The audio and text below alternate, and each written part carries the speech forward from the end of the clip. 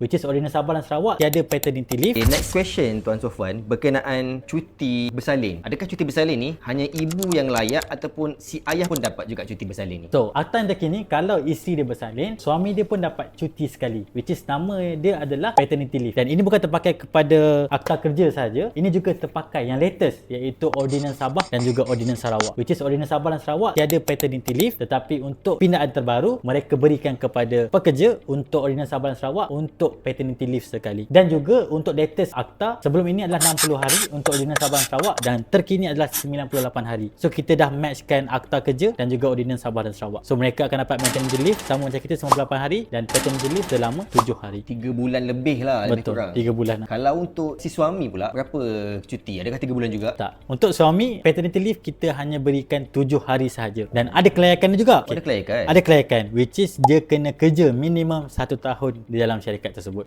Baru dia layak untuk dapat 7 hari paternity leave. Dan juga dihadkan untuk 5 orang anak sahaja. So kalau dia bersalin untuk anak yang ke-6, dia tak layak untuk dapat paternity leave tersebut. Tapi itu si ibu still layak dapat lah. Si layak. So si ibu dia ada 2 perkara yang berbeza, which is yang pertama dia akan dapat cuti bersalin. Yang kedua dia akan dapat elam bersalin. Cuti bersalin nak tak nak, kalau dia bersalin dia tetap akan dapat cuti, which is syarat dia ibu tersebut mestilah mengandung melebihi 22 minggu. Satu je syarat dia kena mengandung lebih 22 minggu. Automatically sama ada anak dia hidup atau meninggal, dia automatically akan dapat 98 hari cuti. Walaupun anak dia ada 7, ada 8 orang, 9 orang, dia lahir anak yang ke-10, dia tetap dapat cuti. Yang kedua adalah untuk elam. Elam ni apa? Elam ni adalah gaji ketika dia cuti 3 bulan tersebut, syarikat wajib bayar gaji dia, which is bahasa kita adalah elam bersalin. Elam tak semua boleh dapat elam, which is apa syarat dia? Syarat dia adalah staff tersebut mestilah bekerja minimum 4 bulan sebelum dia bersalin. Kalau dia start bekerja Januari, dia bersalin pada bulan April, 3 bulan bekerja, tak cukup 4 bulan, dia tak layak dapat elam. Dia dapat cuti saja. Cuti memang layak kepada dia. Itu adalah syarat yang pertama. Syarat yang kedua, mestilah 5 orang anak yang hidup. Kalau dia bersalin anak yang ke-6, dia tak layak dapat elam. Tapi cuti tetap dia dapat cuti 3 bulan, elam dia tak dapat. Syarat yang ketiga adalah dia mestilah melaporkan kepada pihak syarikat sekurang-kurangnya 60 hari sebelum tarikh dia bersalin. So biasanya orang inform awal lah, which is majikan saya akan bersalin dalam tempoh lagi 5 bulan contoh. Sebab setengah orang tak nak bagi tahu dia tu mengandung. Tapi minimum surprise lah kononnya. Surprise ataupun dia nak menjaga ain apa semua sekian-sekian tu kan. At least 60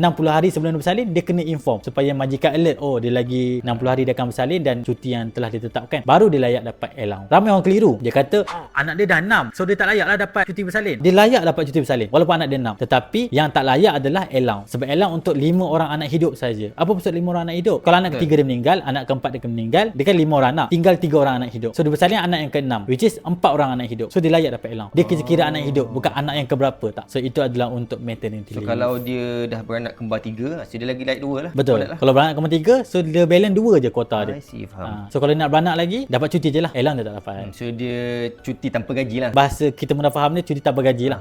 Tapi cuti layak kita bagi kepada dia. Kita tak boleh minta dia kerja. Sebab itu memang hak dia.